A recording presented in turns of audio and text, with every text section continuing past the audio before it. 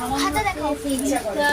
একটা জিনিস দেখছি যেটা দিয়ে তুই দেখেছি কিছু দিয়ে সাবানটা মানে কেন মনে হচ্ছে এ কি করেছো? চুলকালো বুঝি আমাকে কিছু বলেছো, মানা করলে না ওটা ভাইটা রয়েই গেছে। তুমি যেমন কত দেখো এখানে যেমন আছে অন্য কোম্পানি